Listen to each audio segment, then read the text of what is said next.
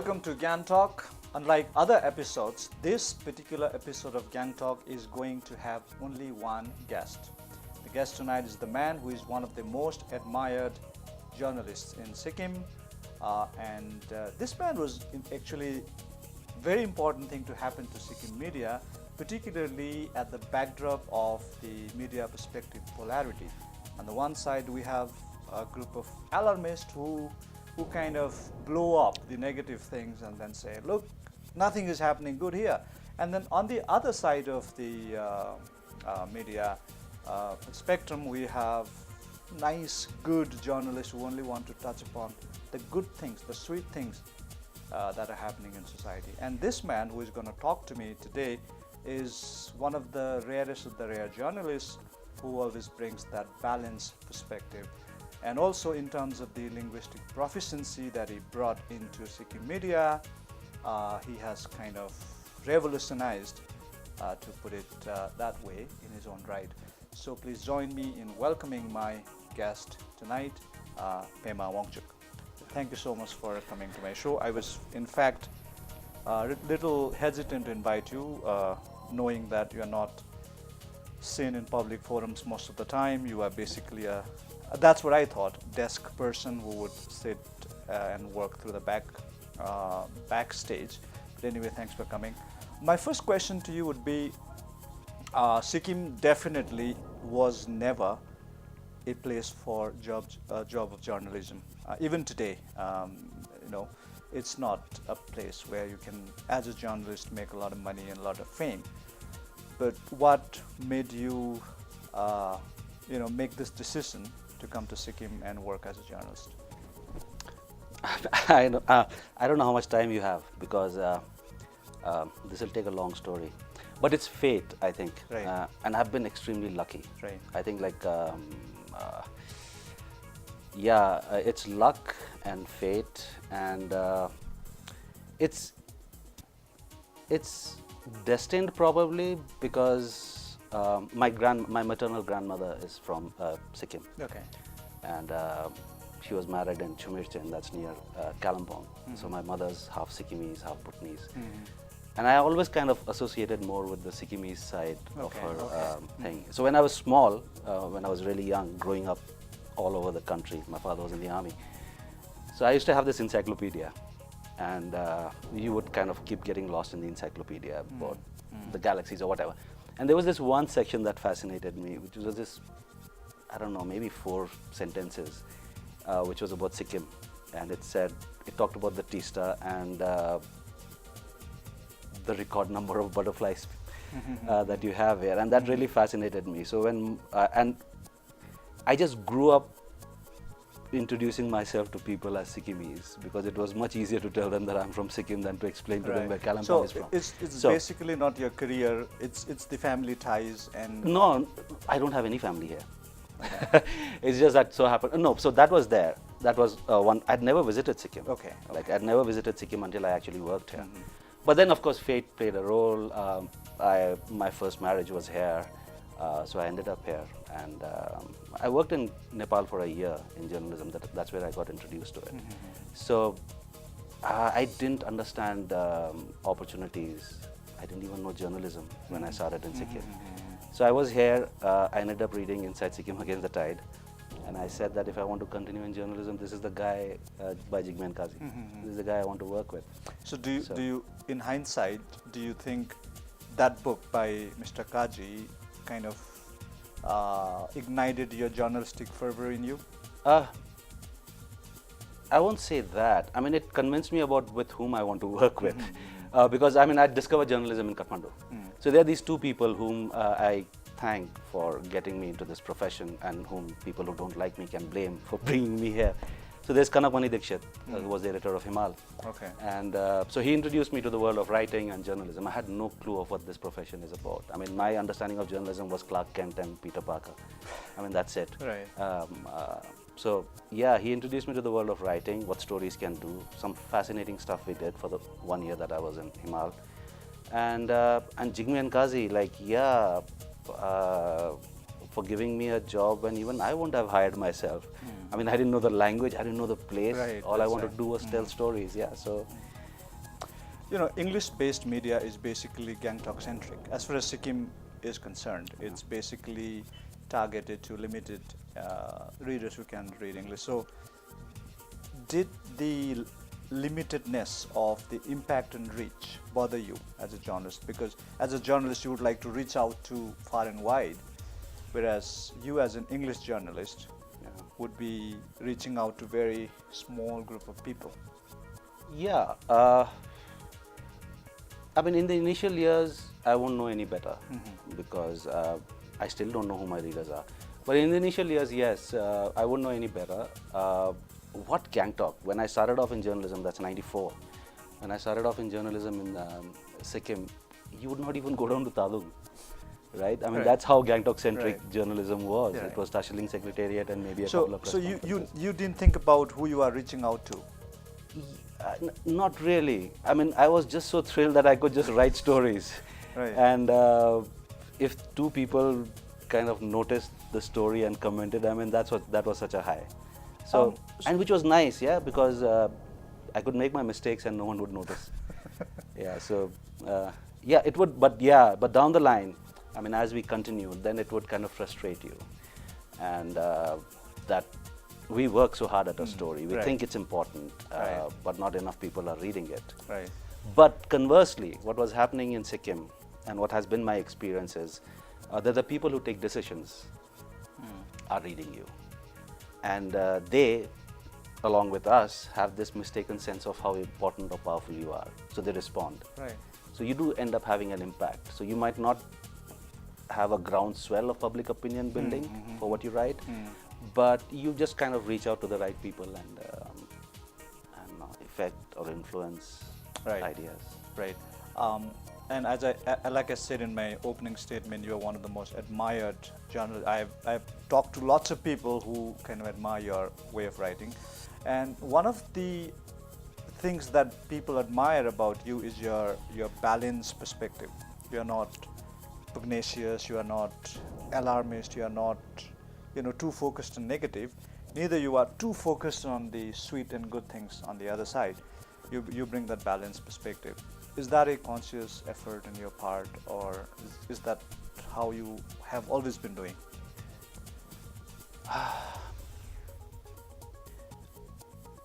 I don't know. I mean, it's just an attempt to be professional, I guess.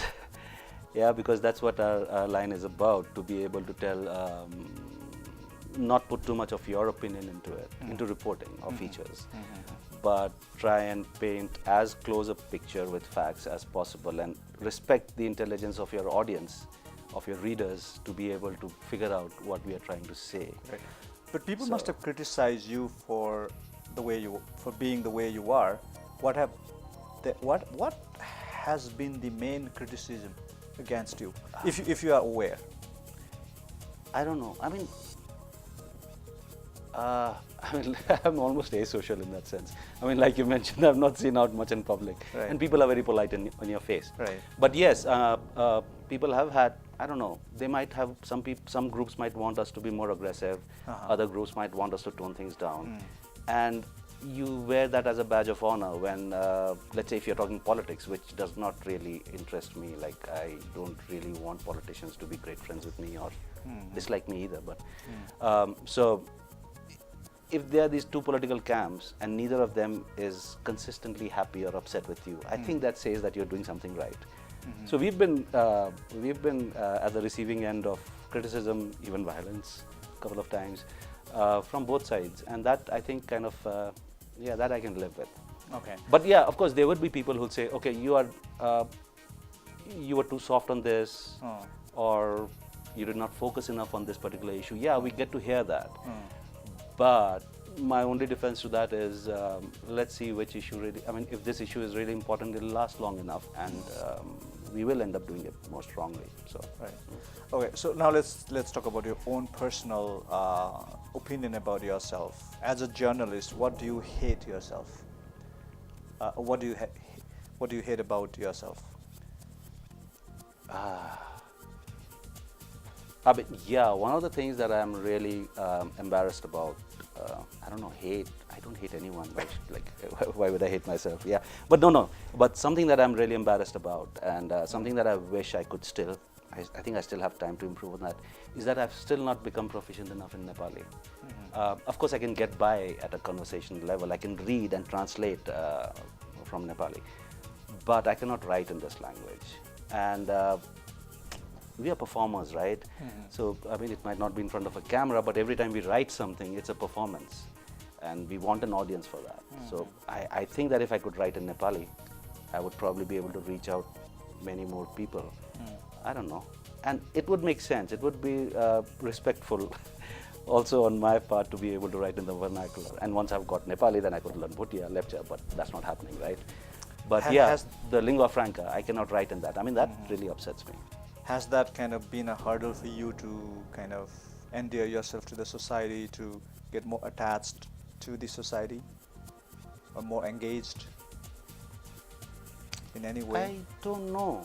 No, because like I said, like I'm pretty proficient in it. It's just that I'm not confident about writing it. Right. So it has not been a huge advantage in your profession? Or I hope not. It does, I think it does make people hesitant. English paper, a guy they don't know because they can't find out where I'm from, because it's a small place, right? People will say, okay, who's this, like where is he from, and they can't peg me there. So I guess that makes people hesitant to kind of reach out. But then I've been around for 25 years, so I hope that kind of takes care of access. Modern day journalists are expected to be jacks of all trades. Are you? Oh, of course. Yeah, I mean, we dabble in everything. We try, I mean, to be a good journalist, you have to really be at least a jack in most trades to be able to tell those stories. So, yeah, I mean, making sense of the CAG reports, making sense of the budget papers, census reports, these are complicated documents, but to be able to kind of understand and then be able to share it with readers, yeah, it requires some amount of, and that was, I don't know, that keeps us sharp. How many years have you completed as a journalist since 94 to 94. 2017? 3?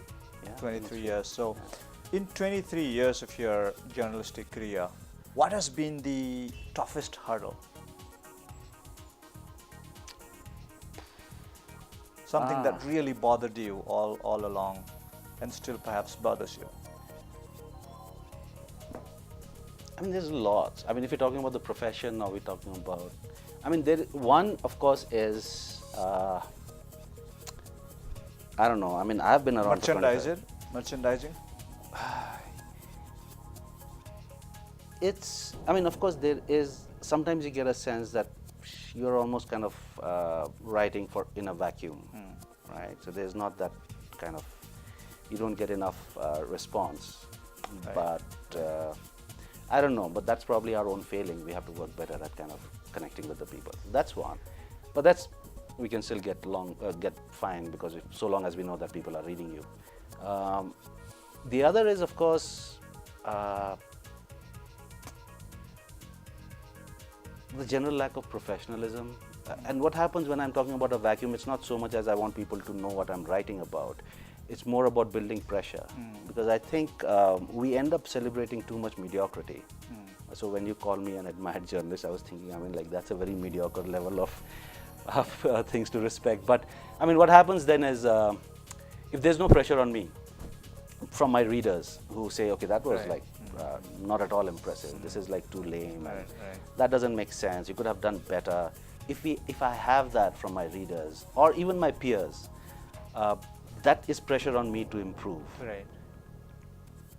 I don't get enough of that pressure, let's put it that way. I mean, that's been one of the frustrating parts of it. There's basically no expectation on the part of the audience. They kind of either ignore you or celebrate whatever you succeed as a journalist. In fact, one of the senior writers locally, he was telling me, write whatever you want to, but people won't read. And so there's that dank feeling amongst those who write. How do you keep yourself going?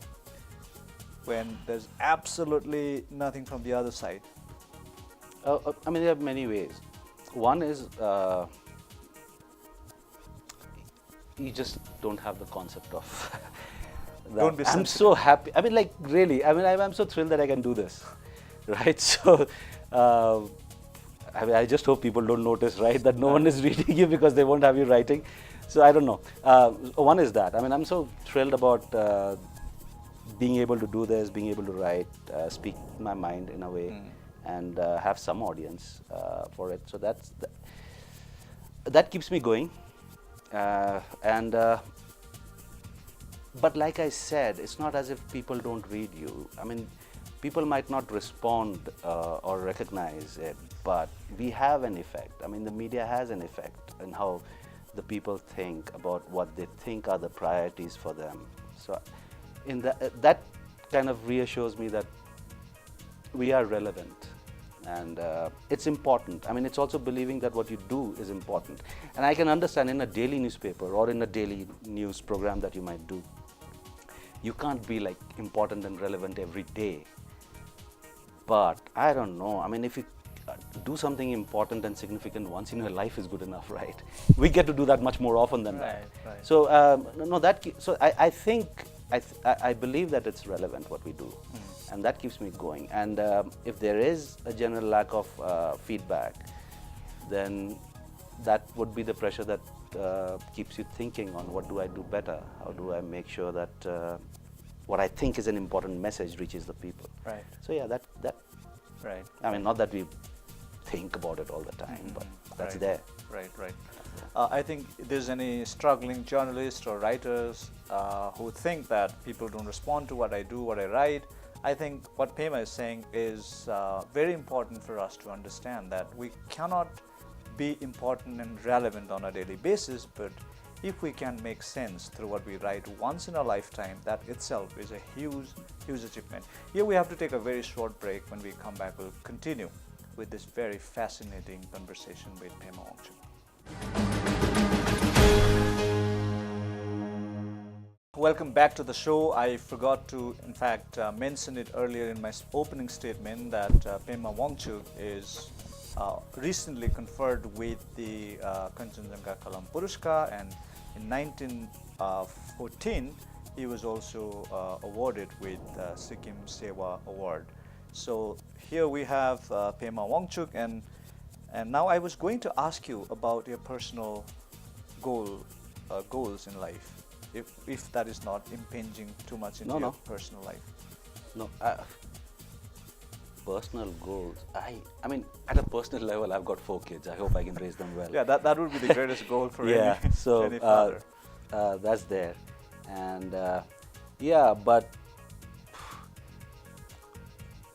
you know, when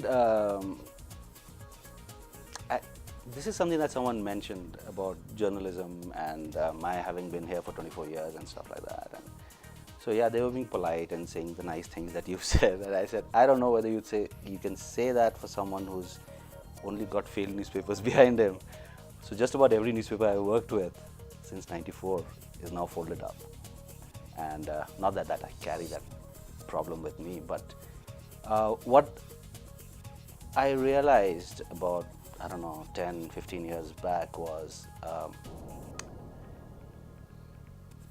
and you would kind of agree with that, most institutions, and my understanding is only Sikkim, I grew up here in the sense like professionally. When I was growing up as a child, I had no understanding of how the world works. So what you'll agree is institutions in Sikkim are too individual or personality driven. Whether it's your newspapers, I don't know about the studio, this channel, but whether it's a newspaper, political party, social organization, community organizations, just about everything is so individual driven, right? So you take that individual away and this entire thing collapses. And but which didn't happen in your case. You were not utterly indispensable to something that you started. For example, when you started Weekend Review, even when you left, it went on. Yes, so that was the idea. So when I left Weekend Review, one of the reasons, I mean, there must have been a whole lot of other factors, but one of the reasons that convinced me to leave is like I was confident at that time that okay, we've set up an institution, right? We've set up something that will continue after, let's say, the founding editor, so to speak, is not there. Uh, but it was not still a strong enough institution. Like it's not around now, right? I'm not saying it's because of me, right? I'm not implying that. But I'm saying like it was not still a robust enough institution. So yeah, one of the goals that I would have would be to be part of establishing something that is bigger than the individual parts of the people who work at it. And I mean, I'm hoping we can pull that off at Summit Times, because I don't figure in the print line, except people who know me won't even know that I work there. So the idea being that it creates an identity for itself, independent of individuals or personalities. So yeah, that I would think that's a goal that I would hold dear. And I think that's a tremendously modest goal to have in life, you know. But as a senior journalist, you've always been throwing your weight around people who need you, or you know, who would think you would add some value to their effort, and which is wonderful. And I don't think you have to be too conscious about your personality overshadowing something else. No. I mean, it was just, yeah. I mean, I hope that does not You're happen. doing just fine. I mean, you don't have to be too critical about yourself. And when I say that, But like I said, when other people are not criticizing you enough, we probably have to do it for ourselves. Yeah. that's right. That's right. I want to talk a little bit about Sikkim readership. As like you mentioned earlier, that Sikkim readership is not really responsive. On the one side, there is that materialism building up in the society. You know, everybody wants to have a nice car, everybody wants to have a good job, good money, and so on. And life is becoming more and more comfortable. We can see how it was a few decades ago and now how it is, and so on. And on the other side, there is that lack of academic growth. I'm not sure if I should be using those terms. Is this a recipe for disaster? No thinking on the other side and just growing economically. I mean, the picture you paint, of course, it's a disaster, right? I mean, if that's true, if that's how the what the ground reality is. But yeah, I mean, so going to readership, it's grown, right, since I've been around, since I began. When I started off, I would carry the newspapers on my shoulder from the newspaper office to the 2 bookshops in Gangtok that would sell it, and that was Some it. people are still doing that. Yeah. I mean, hopefully we now sell more than I did at that time. But actually, I would carry, I mean, like the newspapers on my shoulder and reach it to these places. So from there, we've grown. And you got to also keep in mind that reading, or even writing or sharing news, was not a part of Sikkim until very recently, right? So it's a habit they're growing into. And that said, yes, I mean, one of the problems that we keep flagging in all that we write is I think it's the elder generation's fault of allowing the kids to have what can only be called misplaced aspirations, to aspire for things that you're not making any strong enough efforts to achieve. I think that's a problem. I think that kind of messes things up, and that kind of then snowballs into a whole host of other social issues that we have around, where you start aspiring for things that you don't have the means for, or you start aspiring for a job that you don't have the qualification or the aptitude for, and from there sets in a whole lot of other problems that you have, and anxieties and paranoia. And so that's a worry. But I think that's a social challenge, really, and that's a social challenge not unique to Sikkim. You know, this sudden economic boom deprives society of the opportunity to engage academically. Now, as you said, you know, you can achieve a lot of things without putting a lot of effort in Sikkim. And so that kind of robs you of the opportunity to really work hard and really engage and so on. So in a situation like this, what would your I don't know whether you like giving suggestions, but what would your suggestions be? How do we get our younger generation engaged? How do we make them work hard and think through?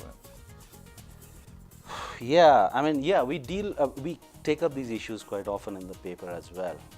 For 25 years, I was lucky because I also spent a year in Sikkim teaching in a school.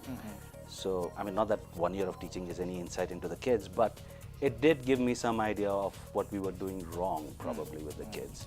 And I'm now convinced that spoon feeding is obviously not the answer, right? We cannot over pamper the kids. That's only to their disadvantage.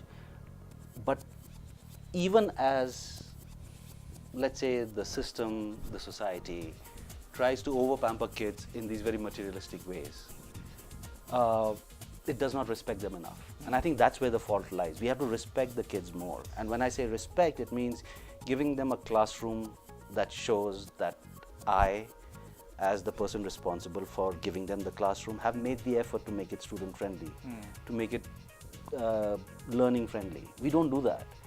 I cannot send kids to a school with a toilet without water ever throughout the year and then expect them to have any respect for me and what I have provided them.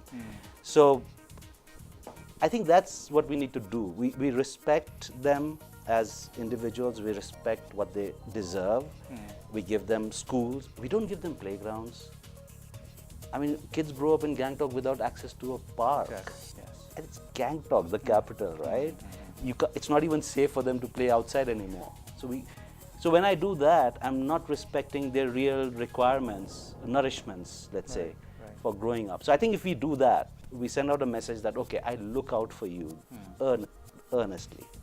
And I will make the effort to provide for you things that are the intangibles that are very important. We don't do enough of that. So I think if we start doing that, it takes care of a lot of things. And we have to push them. We cannot just tell them become more competitive. I mean, what is that? It doesn't make sense, right? Why would I, like I said about my own profession, right? Why will a journalist make the effort to become a better journalist when there is no pressure on him, either from his peers or from his readers or from his publisher or his editor? So if he can just go to a press conference, come back, file a story, fine.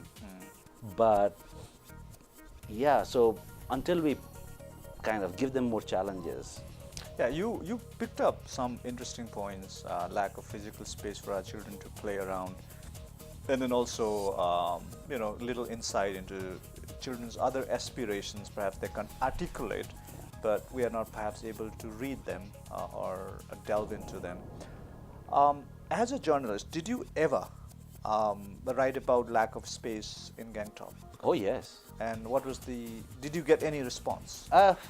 Some parents saying, oh yeah, that's so sad. I mean, like one of the lines, when people challenge this argument that I have that we don't do enough for the kids, and then they point to the free education, uniforms, whatever.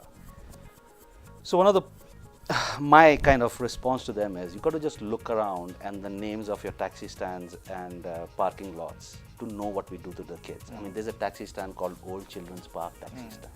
I mean, it used to be a children's park. You've got an old West Point school taxi stand. It used to be a school, and we've taken it away from the kids so that I can park my vehicle there, right? So that is how we kind of really look out for the kids. Yeah, but West Point school ended up getting a bigger school, yes, bigger playground. But can we not really push for, making playgrounds mandatory for all the schools? Yes, and I think there was a project some years back that when this whole Panchayat Krida, whatever was at its peak, when they were looking at making playgrounds at the school level. And there are other options that I have kind of suggested, where I believe, for instance, where you don't have space. I mean, you can't just create a playground if there's no space. Right. But some schools have a ground. And there is a local community around it where the kids need the space. All of them might not be going to that school. So why does the community not adopt the school's playground? They take care of the playground, and in the evening it's open to the local kids. Right. I mean, it's like small things like that. And Anyway, time is running out for us, but then there is another side to it, which is lack of bookshops and libraries in the state. One of my guests a few weeks earlier was suggesting that parents should be encouraged to read with their children Yeah. every night. What would you do with your children? Do you read with them, or do Yeah, you when read them they're storybooks or something? yeah, Bedtime when they're story? learning how to read. Yes, I mean it's fascinating. It's fascinating to.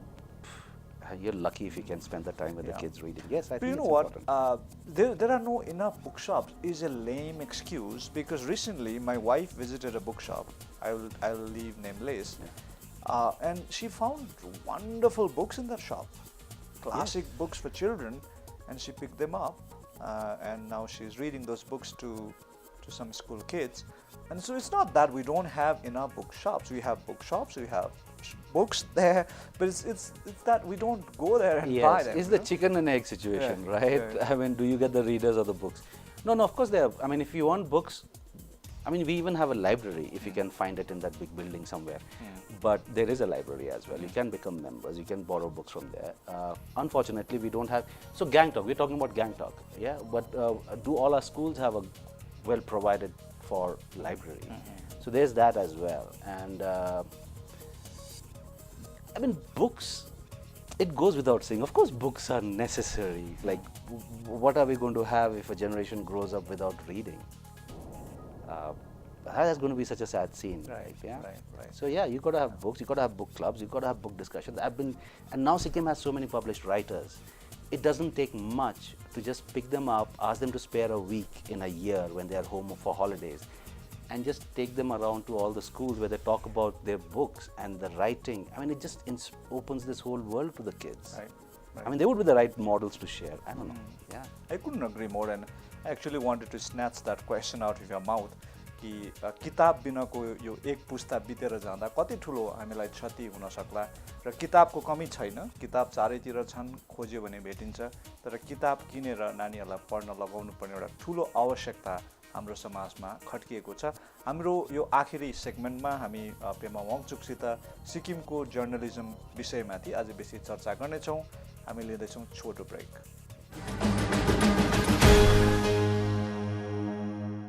Welcome back to the show. I'm in conversation with Pema Wangchuk, and I am talking about Sikkim journalism. And talking about Sikkim journalism, you know, this word outsider is a very controversial term as far as Sikkim is concerned. We're basically a very kind of private society. You know, we don't want to. Anyway, that's a different thing. But then, even in the media, there's a perception, there's a understanding among the locals, Sikkimese, that there is a lack of localized perception on matters, precisely because most of the prominent Sikkimese journalists are rooted outside. They are from outside Sikkim. What is your take on that? Do you ever get the sense like that? I mean, that's how it is. But I mean, some of your more prominent journalists have been from here, right? And yeah, they're not around. But yeah, a majority of the journalists, yes, are from outside, and they're different. Particularly the ones who pioneer papers or magazines. Yeah.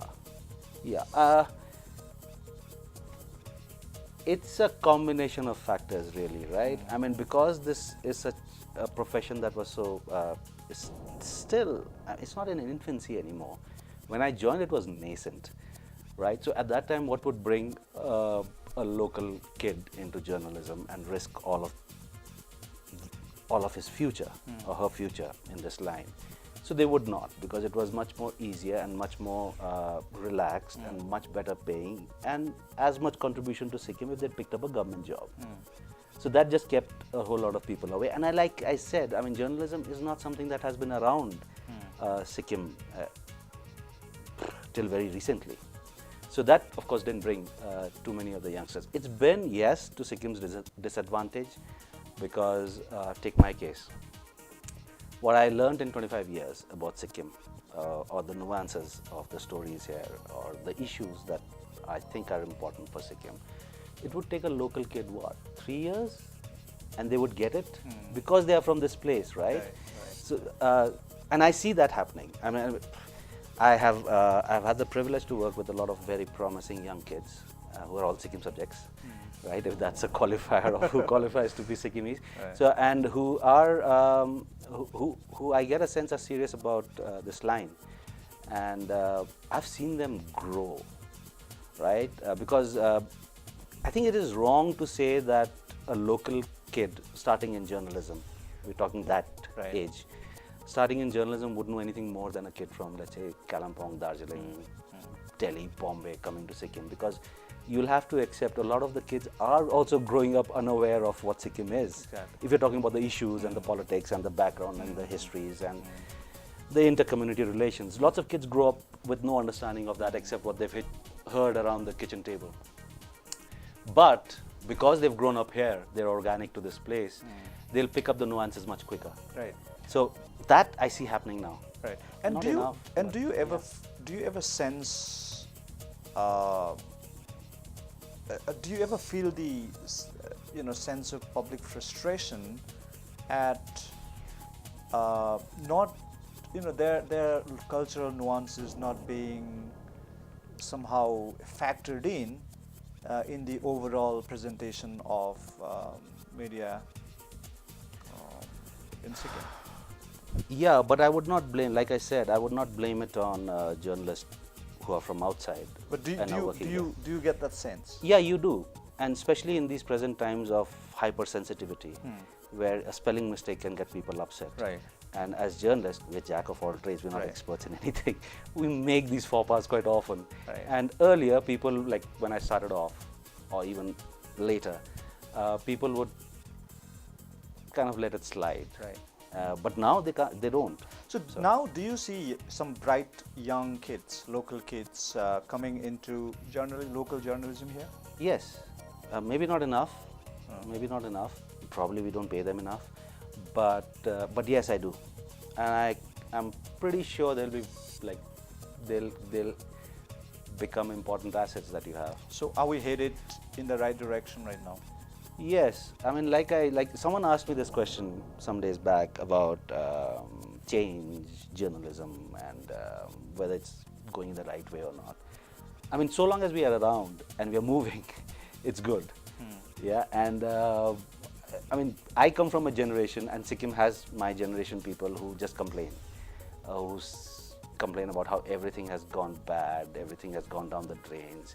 And my question to them is, do you realize that you're talking about yourself, that your generation has contributed nothing to society to improve things? So I don't see that kind of baggage being carried around by the young. So yeah, they'll take things forward, I'm sure. Right. Now let's talk about the impact and reach of our local journalism. Have we local media, been able to get the national visibility to the local issues through our local journalism? No, I mean, of course not. And does that worry you? I mean, of course it worries. It's not something that I kind of stay up night like thinking about. But yes, it does. It does, and it bothers me for the general ignorance that we have become as a country. Right? It's not Sikkim's problem that it cannot tell its story strong enough. I mean, I get that. I mean, that is a part of the that needs to be worked on. But it's all. What does it say about the rest of the country as well? That they're growing up completely ignorant about the other places and people who make up this country. So it's the ignorance of at the national level that scares me. That sometimes keeps me awake at night. But is it because of the lack of interest in the national media, national readership, or is it because of our immaturity to present our narratives in the way that they would like to listen to it? Yeah, I mean, it's a combination, I would say.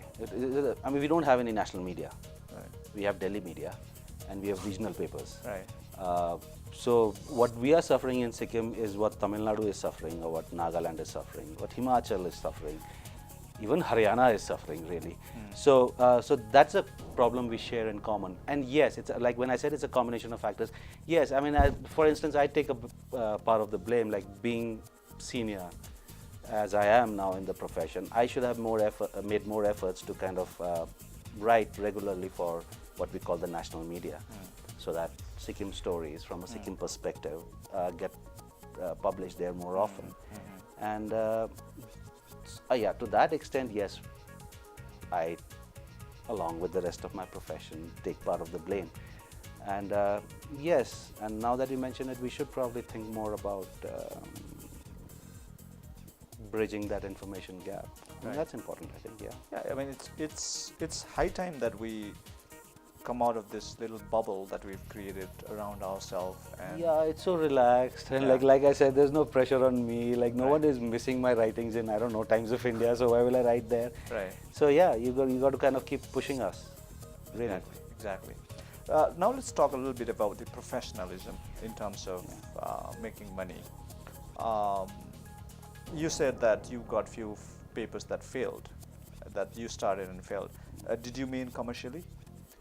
Commercially, I mean, I hope not readership wise. Yeah, commercially. And I think yes, it's lack of professionalism. There is no other excuse for it, because we cannot just put out a good newspaper, or what we think is a good newspaper, and expect it to work. I have to invest in having the right marketing team. I have to make sure that I have the right people looking after the accounts. So yeah, that's where we failed phenomenally. And I have to make sure that the newspaper is serviced by people who are passionate about what they do. I mean, so do you think somebody with a better business management skill would have run your papers better in Sikkim? So you have the market here. It's not that there's no market. No, of course there's a market. I think this is the only market that will survive. I mean, I'm not talking about Sikkim. I'm talking about local papers. I think when the national newspapers are going through the toughest time is when what can only be called niche markets will do well, because your national TV is not going to talk about Sikkim. Your national newspapers are not going to do that either. Right. It has to be the local papers. And I am from the print media, so I keep saying papers, but I'm talking about the media. Yes. Yeah. So I think the local media will survive. Right. Yes. Earlier on, I wanted to actually ask you something which I forgot. Was there any special issue that you chased with all the passion? Sikkim-related issue?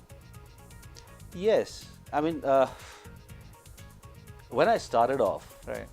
in journalism, because of the year I spent in teaching, one thing that kind of constantly rankled me was the general lack of awareness among the young.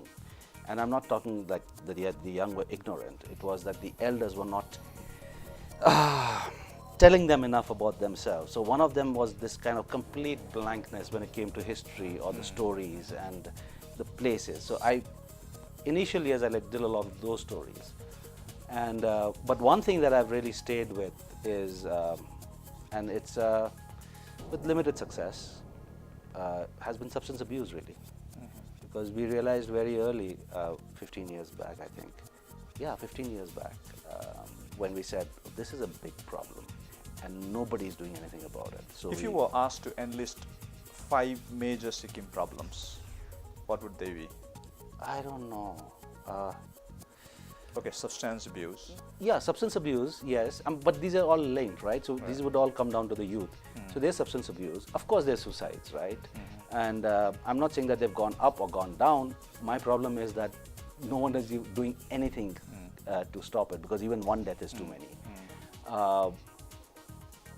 What I see more and more in the young, the very young, and as a failure on our part, is spontaneity. I don't see spontaneity.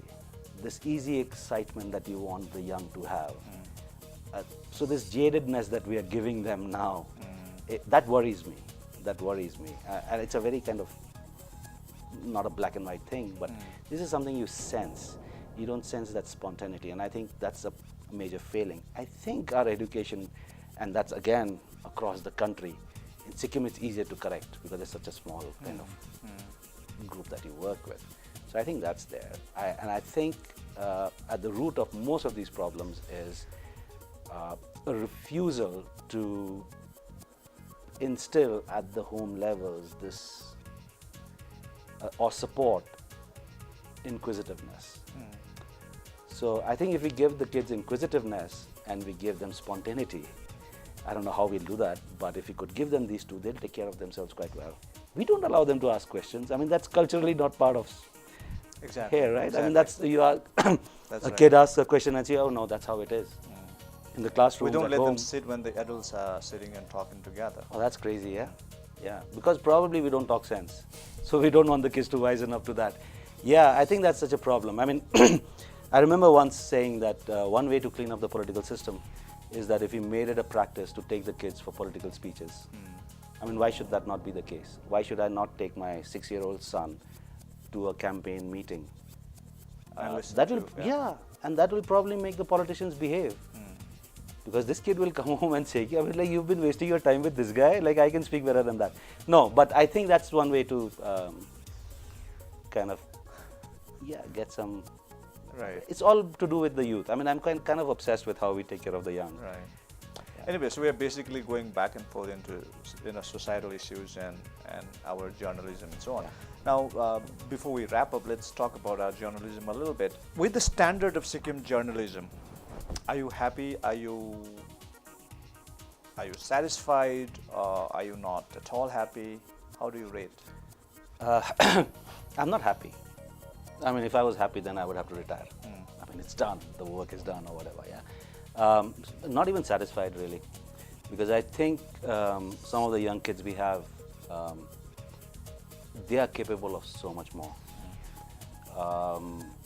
And I've seen, I mean, my own growth as a journalist, not growth, but my own kind of career as a journalist. Until the editors put pressure on journalists to put out good stories, they will not do it.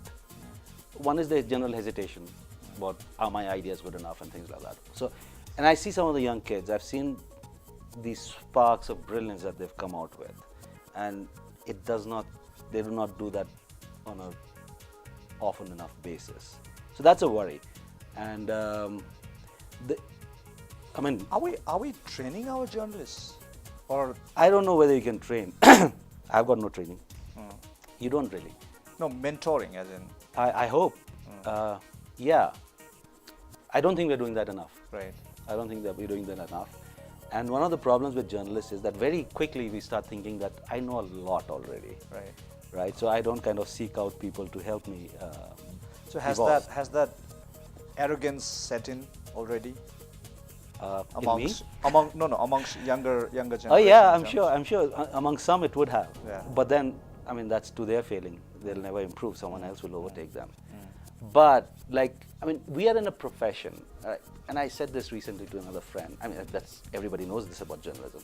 This is the only profession where I'm not required to submit any documents to say that I'm qualified to be a journalist, right? I can just become a journalist. I tell stories. I've got people who listen to me, and if I'm good enough, I'll have a job.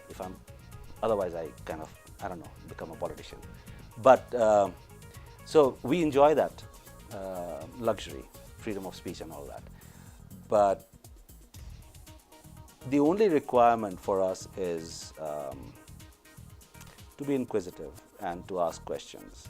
And I think the day a journalist thinks that they have all the answers and they stop asking questions, and that I think Sikkim's biggest weakness is journalism is lack of investigative journalism here. yes, which I think is good because we are not professional enough to pull that off yet. Okay. But yes, that's a Okay. failing, and that's a failing because of our daily routine. Right.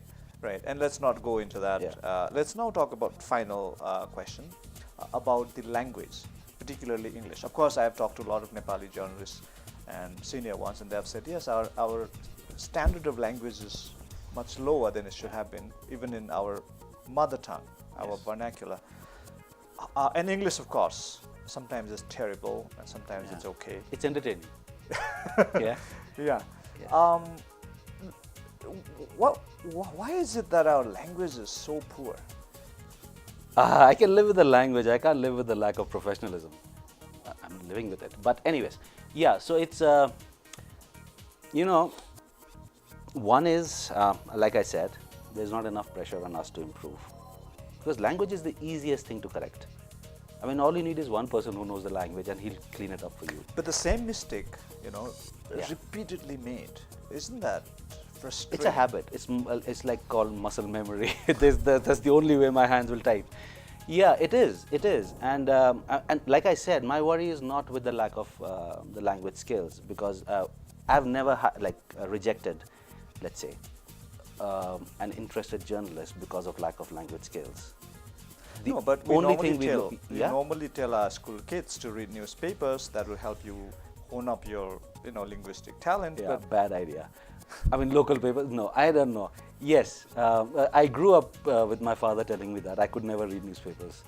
But yes, newspapers at one time were kind of respected for the language, yes, the exactly. work on the Yes. language, yes. And that's across the board. You pick up national newspapers, you pick up today's Telegraph, Times of India, Indian Express, whatever. There will be grammatical errors there. 10 years from now, should we not have a better language? Of course we should. And what are we doing? What are we doing towards We're that? not respecting our audience enough. And I think that's such a unfortunate place to be. Like, if I don't respect my audience, why will I not work on my language? Right? Why will I not try to improve my What stories? did you It's do because as an editor? What did you do to improve that amongst your staff members? Did you give some orientation on language or something? No, we just cleaned it up for them. So yeah, we work on every copy. We end up working on every copy. Isn't And that stressful? It is. It is stressful. It is stressful. It takes a lot of imagination sometimes to figure out what's being said. Yes, but you do that, and then you tell your those writers who lack the skills or the language to read what has been done to their copy, right? To make sure that you read your copy the next day to see, because if you read enough, it becomes instinctive. Like, I cannot teach them grammar really, right? I do not know how to teach that. I cannot teach them, I know, verb, words and syntax and stuff like that. But if you just read it enough, it becomes instinctive, hopefully. And I've seen people improve with constant repetition. So yeah, and it's not a problem of English. It's more glaring, perhaps. But I think the Nepali newspapers write equally poor stuff, right? Yes, yes.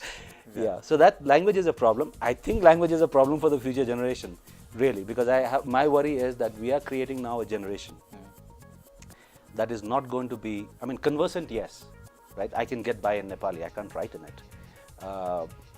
But now we are creating an entire generation that will not be able to write ideas. Right? I can write my mood. I have got emojis for that, right? So I don't even have to write that anymore. But ideas or my take on important issues, how do I convey that to an audience? And I tell this to my kids and every youngster I meet, that you have to learn you have to sharpen your writing skills. English, Nepali, Punjabi, it's any language, but you have to be good in one language. Because if you can only speak, then this is the room that I can talk to. The guys outside don't know what I said, Right. unless I can write. Right. So do you want to end up a generation that cannot reach out to an audience beyond an SMS or, I don't know, Instagram post? So that's a worry. I mean, that's a worry across the board, I think. Some of the common mistakes I see in the newspapers, LOSE lose becomes LOOSE. Oh yeah. Lose, and appeals to always becomes appeals. You know, Chief Minister appealed the people. The two is always missing. So those kinds of small things. Yes. I think it's high time that we corrected those mistakes. How long you expect people to tolerate, right? Anyway, you said a lot for the young generations of journalists, but your final message to those budding journalistic talents. Yes, I mean, to the younger journalists, to the journalists coming into the field, I mean, congratulations on your choice. And this is a fascinating career. It is also very rewarding by way of job satisfaction. But always hold on to your inquisitiveness. Always be interested in telling more and more stories, and you'll do fine. Sikkim definitely needs more journalists who can do their job with passion And it was really, really fascinating talking to you. Thank you for coming to the show. Thanks for having me. We'll come back with next week with another set of guests, or perhaps with just one guest. Till then, take care. Bye-bye.